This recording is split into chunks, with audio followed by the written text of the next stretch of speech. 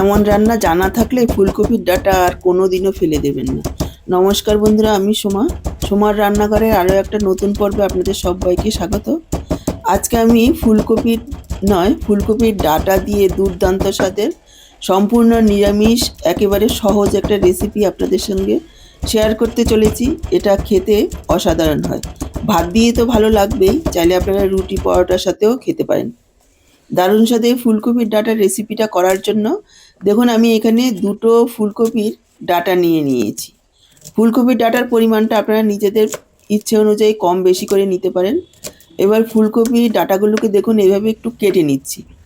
আপনারা চাইলে হাত দিয়েও ভেঙে নিতে পারেন, তবে এইভাবে কেটে নিলে কি হবে, গোড়ার দিকের যে আঁশটা রয়েছে সেটা আর উঠবে না, দেখতেও ভালো লাগবে আর শক্ত আঁশটা বের হবে না, খেতেও ভালো লাগবে। সবগুলো ডাঁটাই আমি এইভাবে কেটে নিয়েছি দেখুন।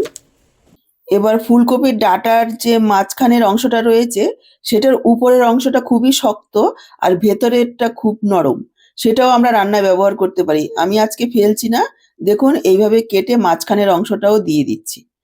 আজকে একেবারে বলতে গেলে বিনা মশলায় অল্প তেলে রান্না করব। আশা করি আপনাদের ভীষণ ভালো লাগবে, পুরো ভিডিওটা দেখতে থাকুন।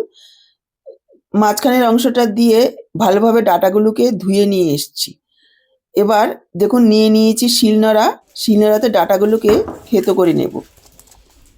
থেতো করে নেওয়ার কারণটা হচ্ছে এই ডাঁটাগুলোকে পাতলা করেই কাটতে হয়। সচরাচর আমরা পাতলা পাতলা করে কেটেই রান্নাটা করি, তবে সেভাবে কাটতে গেলে অনেকটা সময় লাগে। আর এইভাবে যদি একটু শিলনোড়াতে থেতো করে নেওয়া হয় তাহলে কিন্তু অল্প সময়েই তৈরি করে নেওয়া যাবে, সময়টা আমাদের অনেকটাই কম লাগবে। আর এইভাবে থেতো করে নিলে রান্নারও সময় কম লাগে আর খেতেও ভালো লাগে। দর্শক বন্ধুরা, আজকের পুরো ভিডিওটা দেখে যদি একটু ভালো লেগে থাকে, নিচে লাইক বাটন আছে, অবশ্যই প্রেস করে দেওয়ার অনুরোধ রইল। আর আপনি যদি নতুন বন্ধু হয়ে থাকেন তাহলে চ্যানেলটাকে সাবস্ক্রাইব করে সাথেই থাকেন। পুরনো বন্ধু হয়ে থাকলে অসংখ্য অসংখ্য ধন্যবাদ চ্যানেলটাকে সাবস্ক্রাইব করার জন্য। সবগুলো ডাটাই এইভাবে থেতো করে তুলে নিচ্ছি। আর এদিকে আমি কিছু সবজি কেটে নিয়েছি দেখুন। নিয়েছি একটা বেগুনের অর্ধেকটা এইভাবে ডুমো ডুমো করে কেটে নিয়েছি। একটা ছোট সাইজের আলু 4 টুকরো করে কেটে নিয়েছি একটা কাঁচা টমেটো, কয়েক টুকরো ফুলকপি আর নিয়েছি কয়েকটা সিম। ঘরে থাকা যে কোনো সবজি এখানে যোগ করতে পারবেন, যেমন এখন শীতের সময় গাজর, পেঁয়াজকলি সব কিছুই দেওয়া যাবে। আমাদের ঘরের সবজি আনার পর কিছু না কিছু তো সবজি সবসময় থেকেই যায়, কিছু সবজি এখানে অ্যাড করে দিলেই হবে। এবার দেখুন চলে এসেছি মূল রান্নায়। গ্যাস অন করে কড়াই বসিয়ে দিয়েছি আর দিয়ে দিলাম সর্ষের তেল।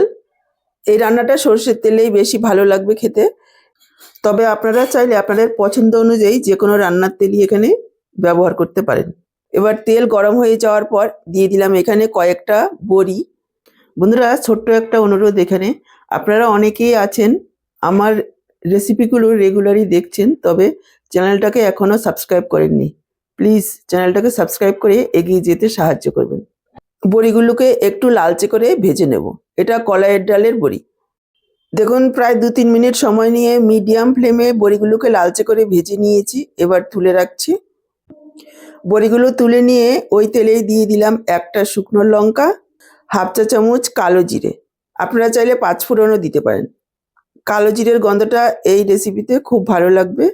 এবার আমি যোগ করে দিচ্ছি থেতো করে রাখা ডাঁটাগুলোকে প্রথমে 2 থেকে 3 মিনিট একটু নাড়াচাড়া করে ভেজে নেব। একটু নাড়াচাড়া করে নিয়ে ঢাকা দিয়ে দিচ্ছি মিডিয়াম লো ফ্লেমে। দেখুন ঢাকা দিয়ে প্রায় 2 মিনিট মতো একটু ভাজা ভাজা করে নিয়েছি। এবার আমি যোগ করে দেব বাকি সবজিগুলো। শুধু বেগুনটা দেব না, বেগুনটা পরে দেব। আপনারা চাইলে বেগুনটা ভেজে প্রথমেও তুলে রাখতে পারেন, সেক্ষেত্রে তেলের পরিমাণ অনেকটাই বেশি লাগবে।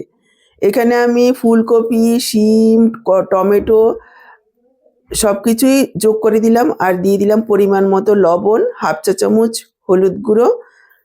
আবারও একটু ভালোভাবে নাড়াচাড়া করে মিশিয়ে নিয়ে ঢাকা দিয়ে দেব মিডিয়াম লো ফ্লেমে। ঢাকা দিয়ে প্রায় 3-4 মিনিট রান্না করে নেব। এই রান্নাটা শুধু ধৈর্য ধরে একটু নাড়াচাড়া করে ঢেকে রান্না করতে হবে, একটু সময় নিয়ে। মশলা খুবই কম, তবে খেতে ভীষণই ভালো হয়। সমস্ত সবজিগুলো আবারও নাড়াচাড়া করে ঢেকে দিয়েছি। 3-4 মিনিটের জন্য দেখুন ঢাকা দিয়ে 3-4 মিনিট রান্না করে নিয়েছি। সবজির পরিমাণ অনেকটাই কমে গেছে আর সবজিগুলো খুব সুন্দরভাবে ভাজা ভাজা হয়ে গেছে, প্রায় 80% সেদ্ধও হয়ে গেছে সবজিগুলো। এবার আমি যোগ করে দিলাম বেগুন আর 4-5টা চেরা কাঁচা লঙ্কা। আরও একবার সব কিছু খুব ভালোভাবে মিশিয়ে নেব।